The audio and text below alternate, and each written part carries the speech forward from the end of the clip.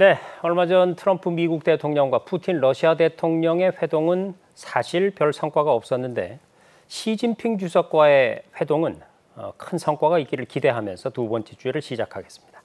또 말씀 주실 분으로 용인대학교 박승찬 국제교류원장 나와 있습니다. 어서 오십시오. 반갑습니다. 네. 트럼프 대통령과 시진핑 주석이 한국에 얼마 만에 오는 건지 궁금하고 또 미국과 중국이 우리나라에 이렇게 동시에 방한한 적이 그전에도 있었죠. 예, 그렇습니다. 우리가 사실 그전에 방송할 때 이게 대한민국이 세계의 중심이 될 것 같다. 네. 이게 지금 그때 했는데 우리가 이야기했던 대로 지금 맞습니다. 흘러가고 있습니다. 네. 지금. 사실 이 세계 2강이잖아요. 세계 중심에 있는 이 미중 정상이 이게 동시에 온다는 것 자체가 쉽지 않은데, 그래서 에이펙 이번 정상회담이 엄청 완전히 이게 메모듣고 무게가 실리게 됐다라고 말씀드릴 수 있을 것 같은데요.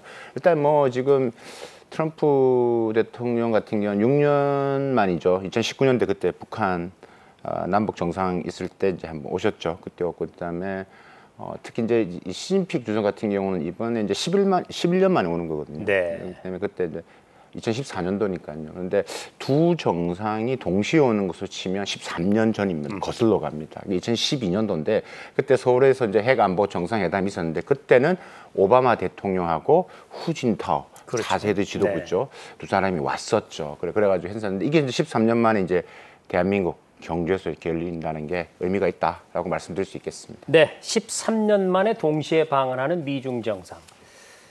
그러다 보니 이 경주 에이펙 정상회의를 앞두고 미중 양자 정상 간의 만남에 세계 시선이 쏠리고 있습니다. 트럼프와 시진핑, 시진핑과 트럼프. 전 세계에 둘째가라면 서러울 만한 스트롱맨들인데 저 원장님 어디서 만나느냐도 관심을 끌고 있어요. 어디서 볼까요? 사실 이게 경주에서는 전체 에이펙 정상회담을 하고 네. 두 정상이 지금 그 경주에서 할 가능성은 매우 낮습니다. 아무래도 이제 여러 가지 인프라라든지 있기 때문에 또 안전 문제도 있기 때문에 아무래도 서울에서 한다라고 들을 수 있을 것 같고요.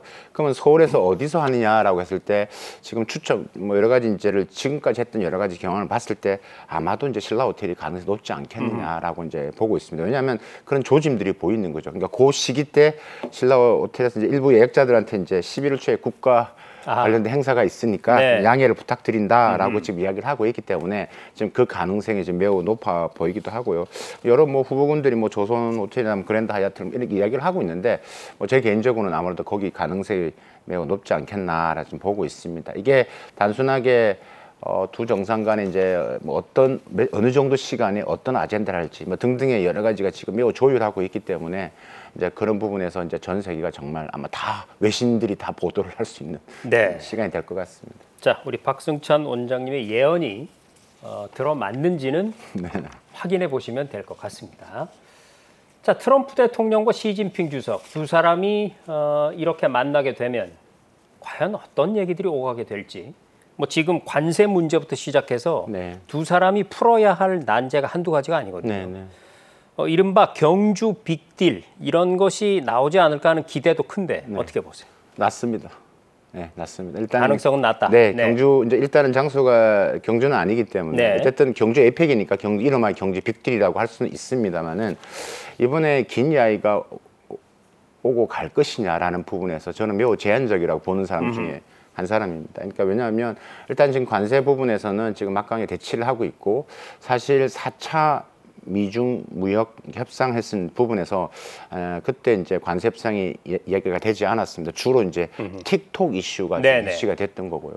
그래서 5차 협상을 베센더 장관이 한 달 후에 하겠다고 했거든요. 그러니까 이제 아마도 이제 10월달에 할 가능성이 있는데 일단 거기서 이제 지금 관세 부분에서는 어느 정도의 윤곽은 나오겠지만 근본적으로 미국과 중국의 충돌하는 지점이 매우 다양하기 때문에 그러니까 중국은 관세 부분에서의 이야기를 하는 대신에 지금 미국이 중국한테 제재하고 있는 첨단 산업의 이슈를 통제를 풀어라. 네. 이걸 함께 이야기를 하자. 네네. 트럼프 대통령은 그것은 별개고. 그러니까 이게 계속 맞물려 있기 때문에 일단은 이번에 이제 통화를 했기 때문에 일단은 우리가 봤을 때 틱톡 이슈라든지 일단 현안의 부분들, 관세적인 부분들 일부 이야기를 할 수 있고 아마도 만약에 한다라면 아젠다가 이 펜타닐 관세가 가장 클 것이다. 지금 한 50 52에서 53% 정도가 되는데 이 펜타닐 관세를 빼야지만 중국이 한 30%의 관세로서 미국 수출할 수가 있는데 지금은 50% 넘기 때문에 메이드 인 차이나가 들어갈 수 없거든요. 네. 그러니까 중국은 여기에 집중적으로 한번 할 거고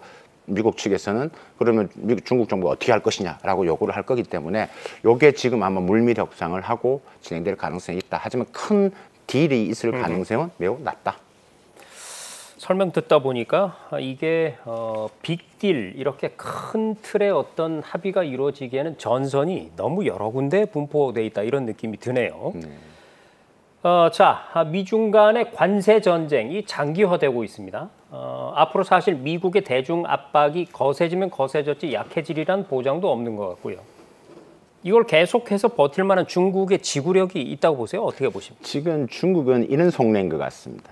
그러니까 이게 자꾸 길어지면 길어질수록 중국한테 유리하다라고 생각합니다. 그러니까 어떻게 생각하냐면 시간은 내 편이다. 네, 네. 기술이 지금 내재화 산업화가 매우 빠르게 일어나고 있고 이미 중국은 미국 수출 부분들을 어느 정도 감세하면서 전체적인 부분에서 감소한 만큼 동남아나 중동으로서 계속 지금 거기에 붙여가고 있거든요. 네. 그래서 물론 중국 경제가 좋다는 이야기가 아니고 중국 경제 힘듭니다. 근데 지금 중국 내에서도 지금 반미 감정이 있지만 여전히 중국인데 예를 들면 중국에서 뭐 예를 들면 요즘 가장 중국에 인기가 있는 게 샘스클럽 같은 경우는 중국에서 어마어마한 인기거든요. 네. 그러니까 이는 여러 가지 보루를 또 잡고 있기 때문에 쉽지 않고 그래서 그걸 가지고 딜을 할 것이고 중국은 뭐 계속 뭐 이미 미국에 수출하는 부분들을 줄어든다를 알고 있고 시작을 이 마음의 자세를 가져라고 얘기를 하고 있는 상태고요.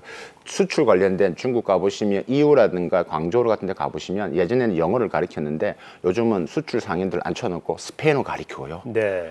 뭐 남미, 중동어 이걸 가르칩니다. 왜 우리가 이제 수출을 그쪽으로 많이 해야 된다라고 네. 이제 교육을 시키고 있는 것들이죠. 어쨌든 힘들겠지만 중국은 이미 한 거 있는 것 같고요. 그래서 이제 이 지금 미중 간의 이 충돌은 그냥 여러분들 시청자분들에게 제가 감히 말씀드릴 수 있는 것은 이렇게 이 평형선이 계속 이어질 것이다라고 이제 말씀드릴 수 있을 것 같습니다. 네, 그러면 이제 안보 문제로 살짝 넘어가 보겠습니다.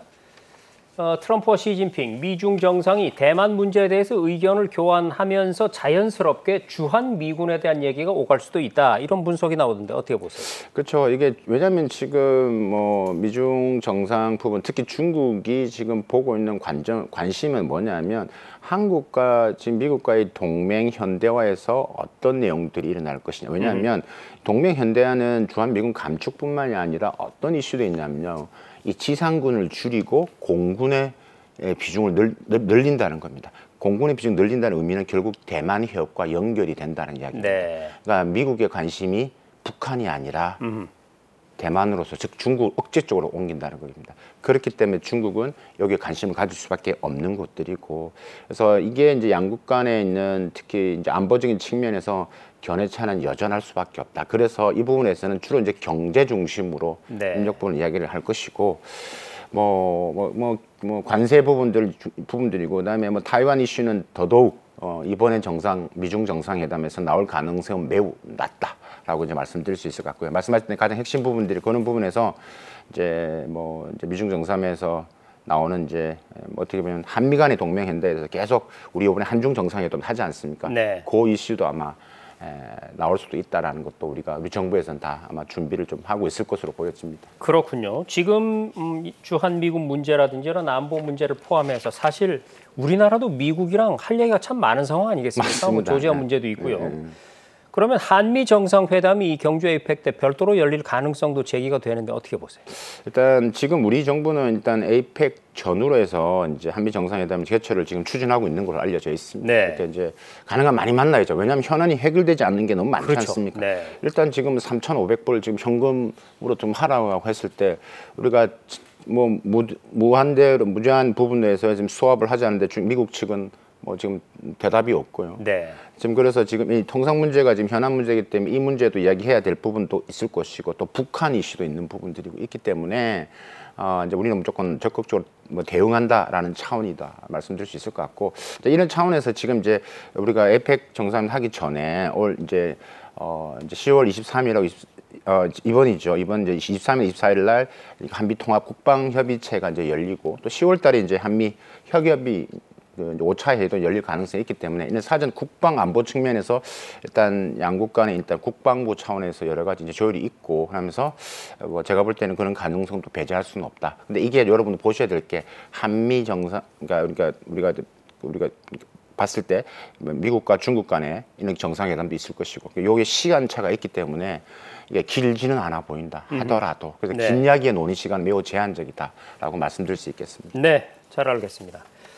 뭐 방금도 얘기가 나왔지만 이 안보 문제 하면 북한을 빼놓을 수가 없겠죠. 그런데 시청자 여러분 뉴스 보셨겠지만 김정은 국방위원장이 트럼프 대통령을 만나겠다는 의사를 슬쩍 비쳤습니다. 자, 트럼프와 김정은 다시 만나게 될지 그리고 여기에 대한 우리 정부의 또 입장은 어떤지 궁금해요. 일단은 저는 이번에는 가능성은 낮다. 이번에 만날 가능성은 있죠. 그렇습니다. 네. 이번에 뭐 많은 우리가 그 전에 전망을 좀 했었습니다. 이번 기회 왔을 때 우리가 문재인 대통령 시절 그때처럼 또 이렇게 만날 수 있지 않느냐 이렇게 그림을 그렸는데 네. 이번에는 이제 가능성이 좀 낮은 걸로 보고 있고 어쨌든 이번에 김정은 위원장이 이제 뭐 트럼프 대통령에 대한 만남을 좋은 기억으로 가지고 있다. 여러 가지 이제 북미 대화 재개 의지를 또 어떻게 여러 가지로 직간접적으로 밝혔기 때문에 이제 우리가 정부가 이제 역할을 이제 어떤 식으로 할 것인지, 그러니까 북미 간의 회담을 먼저 주도적으로 하고 우리가 뒤에서 이제 우리가 그 패스메이커 역할을 할 수 있는 그렇죠. 할 것 같습니다. 근데 중요한 것은 지금 김정은 위원장이 전제 조건을 달았죠. 일단은 미국이 북한을 핵 보유국을 인정을 해야 된다. 예를 들어 뭐 비핵화 협상 이런 거 하면 난 참여하지 않겠다라고 매우 분명한 입장을 밝히고 있기 때문에. 이게 결코 쉬워 보이지는 않는다. 하지만 이 북미 간의 회담은 뭐 만약에 이번이 아니더라도 저는 내년에 매우 가능성이 높다라고 네. 보고 일단 이게 먼저 됐고 그다음 자연스럽게 우리가 중간 역할을 하면서 자연스럽게 이제 북한 문제 이슈를 하는 우리의 페이스메이커 역할을 하는 식의 하지 않을까라는 생각을 가지고 있습니다. 네. 전 세계 안보뿐 아니라 경제에도 지대한 영향을 끼치고 있는 두 강대국 G1, G2의 수장이 만나는 이 초대형 외교 이벤트. 우리나라 기업들 즉 산업계도 주목하고 있습니다. 자, 트럼프 대통령이 우리나라에 오는 것, 네. 우리 기업들에게 어떤 영향이 있을까요?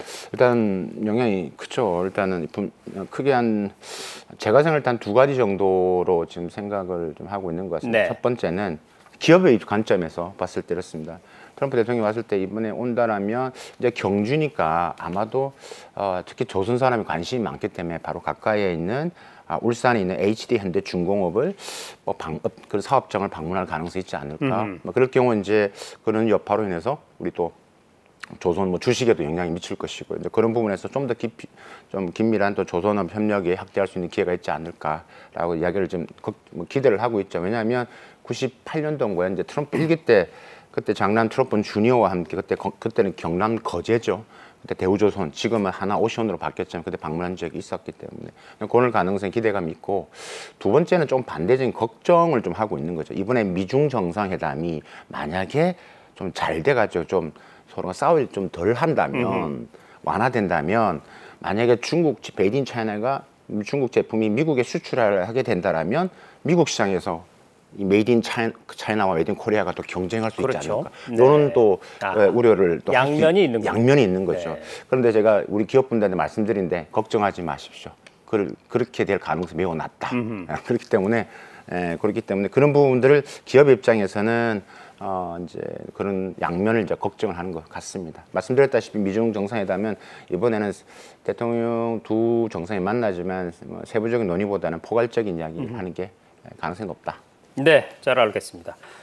그런가 하면 사실 중국 국가주석이 방한하는 것도 자주 일어난 일이 아닙니다. 지금 우리나라와 중국은 전보다는 관계가 좀 더 긴밀해지는 그런 분위기가 형성되고 있는 것 같고요. 시 주석의 방한은 우리에게 또 어떤 영향을 미치게 될까요? 이런 게 이제 좀 큰 기업들이 기대를 많이 하고 있죠. 네. 뭐 제가 처음에 이제 미중 정상회담, 그다음에 한중 외교장관 소식이 전해지고 문화 개방 한한령 이슈가 나오면서 많은 기업분들이 저한테 전화가 왔습니다. 네. 야, 이거 저희들 앞으로 이제 뭐 기회가 될 것 같습니다.